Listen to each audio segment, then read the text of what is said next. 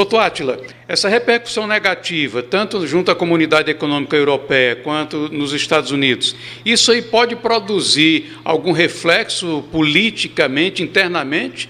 Pode, eu acho até que já produziu um pouco. Você não observou que ele começou a retroagir? Aquela tributação daquelas Shopee, aquelas importações mais baratas, ele já disse que não vai fazer, está enfraquecendo.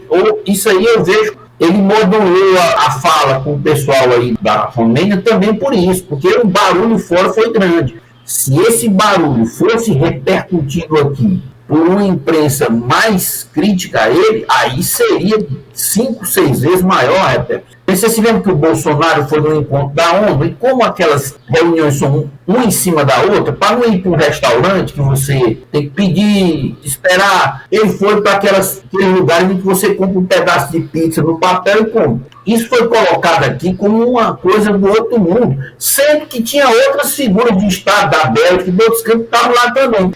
A propósito, falando de exterior, esse protesto que os portugueses estão organizando para o dia 25. Há cerca de 500 mil brasileiros em Portugal. Depois dos brasileiros, o maior grupo é do ucraniano, que é 85 mil. Sendo que 55 mil já estavam lá e mais ou menos 30 chegaram agora. É esse pessoal que vai se manifestar contra o Lula. Embora, eu já vou adiantar que quando ele for lá, ele vai dizer outro pouco, porque o Bolsonaro também vai ter um encontro conservador também em Portugal, mais ou menos nesse período. E o Bolsonaro vai o Bolsonaro e vai o Salvini da Itália. Então, lá ele vai mudar o discurso, vai dizer outra coisa, isso a gente sabe.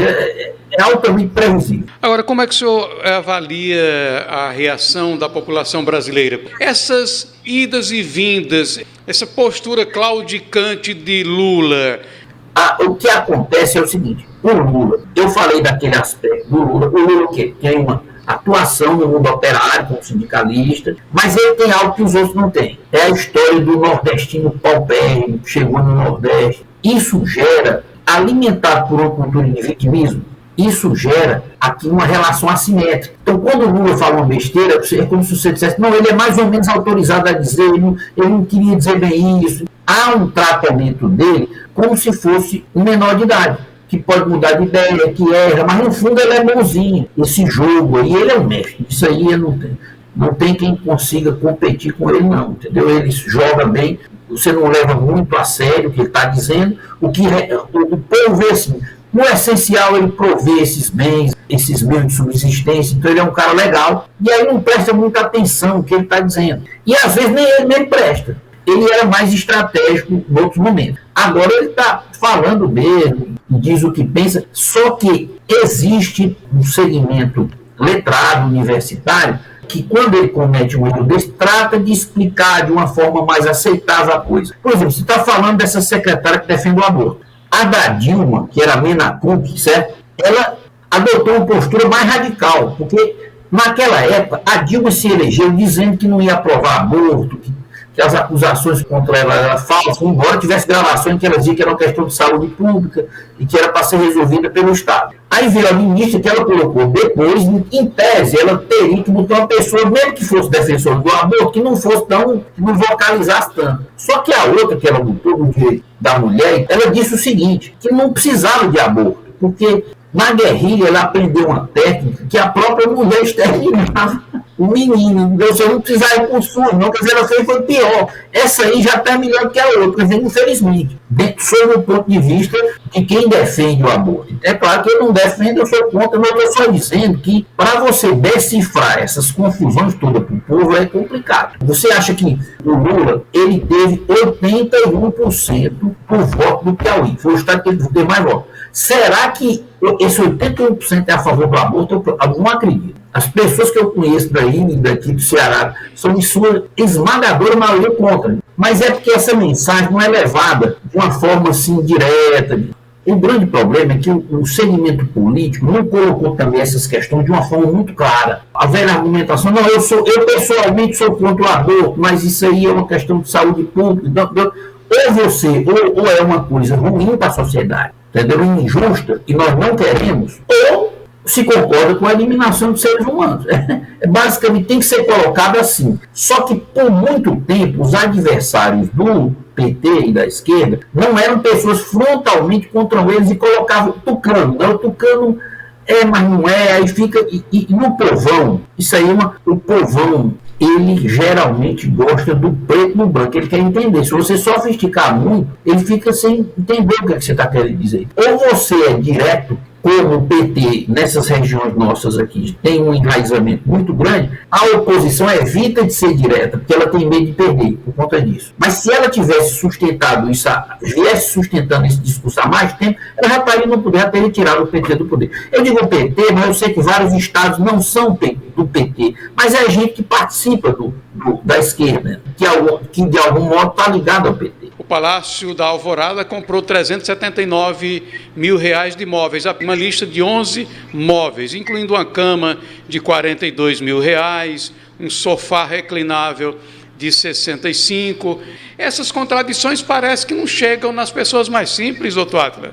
Não, elas poderão começar a chegar se houver uma crise que se aprofunde muito. Aí, quando o povo sente que vai perder, na economia nordestina, o governo Dilma repercutiu na classe média, mas é um percentual pequeno da população. A classe média, que é entre 20% e 22%. O que é que acontece? Em São Paulo, é 3 vezes isso. No governo Dilma, destroçou a economia desses locais, destroçou a nossa também, mas o pessoal, nós temos metade da população praticamente está nos programas sociais, né? Metade da população. Lá, quando você destroçou a economia, que as empresas começaram a fechar, aí gerou uma ira. Então, quem colocou foi a partir de São Paulo que se irradiou o impeachment da Dilma. Olha, se dependesse do Nordeste, do Ceará, do Piauí, do Maranhão, da Bahia, a Dilma tinha ficado aí, tinha sido até transformada numa imperatriz. O que é que está acontecendo? É que esses fatos, a imprensa fala, mas às vezes fala até dando um tom de brincadeira. Às vezes é preciso ter cuidado. Tem uma figura aí da política do Piauí, o Monsanto, o ex-senador Monsanto é o prefeito de Parnaíba. Ele até, no período do Lula, em algum momento, ele fez críticas muito interessantes ao PT e tal. Só que ele dava um tom de brincadeira que, às vezes, leva as pessoas a achar que ele está brincando mesmo. Está entendendo? Fica uma coisa folclórica que você não compreende. Agora, quando vem a crise, que está tendo os recursos, estão escasseando, por um certo tempo, o governo ainda mantém a base, entendeu? Essa base que recebe os auxílios e tal. Só que quando a coisa chega lá, aí não, aí todo mundo fica atento, aí você pode falar. Aí ninguém vai, aí essa história de pobrezinho, tá, isso desaparece. Mas até chegar lá, isso funciona, porque isso aí é uma forma, é a inteligência. O Lula, ele teve uma entrevista com o Ratinho, eu não sei se ele contei isso aqui, ele teve uma entrevista com o Ratinho, aí o Ratinho disse, Lula, me diga uma coisa, eu vi você falando ali outro dia, você tomava um líquido lá. Aquele líquido era água mesmo ou era álcool? Porque o Lula é conhecido como alguém que tem uma certa dependência etílica. Então, o que é que acontece? Olha a resposta dele para o Ratinho. Ratinho, aquilo ali é água. Álcool é aquilo que nós tomamos quando eu visitei você lá no seu sítio. O que é que ele está dizendo? Ratinho, você é tão cachaceiro como eu, rapaz. Não vai querer me dizer nada comigo aqui, não, porque você é pior do que ele. Isso é uma coisa implícita, entendeu?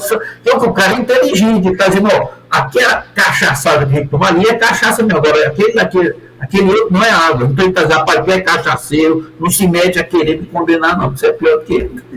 É a inteligência política do cara, né?